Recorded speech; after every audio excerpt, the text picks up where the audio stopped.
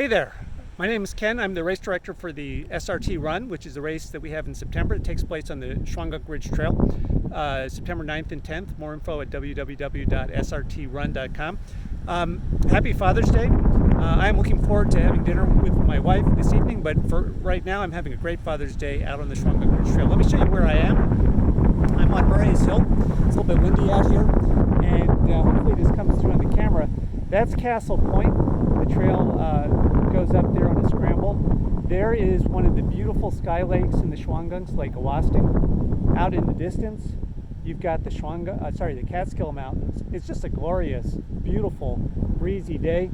I'm going to walk over a little bit towards the edge, not too close, and then there's the Hudson Valley spread out below you. And I don't know if you can make it out on the phone, but that's Storm King and Breakneck out. So let's talk a little bit about this race. It is a little bit different. We call it an unsupported or minimalist format. We don't have food in the aid stations, and we don't mark the course. Now the course is blazed, and I'll show you one of the blazes where I happen to be right now. It is blazed throughout, so this is not an orienteering or bushwhacking challenge.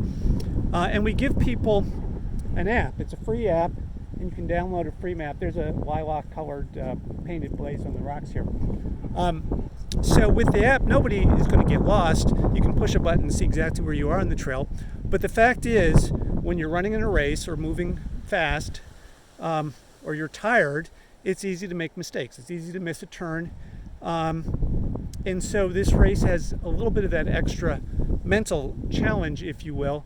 And we're trying to promote the values of self-reliance and self-management so that people can move through the wilderness safely on their own, like people used to do in days gone by before GPS and even before paper maps and compasses.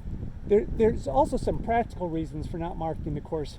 We would need an awful lot of orange tape to mark 70 miles, and then we wouldn't be able to promise that vandals wouldn't come along and take down the markings or move them. So this is the way we do it, and we do have, and it is a little bit of a different mindset. We have had some very elite runners come to the SRT and drop out almost immediately because it was just such a different mindset from what they were used to. They were used to all effort and not having that mental reserve to think about what you're doing.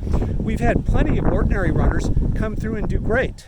I think what's a little bit different about this race is the people who win or the people who do very well usually have that mix of physical fitness and they have their mental game together as well. So for the 30-mile and half marathon divisions, we have consistently 90% plus completion rates.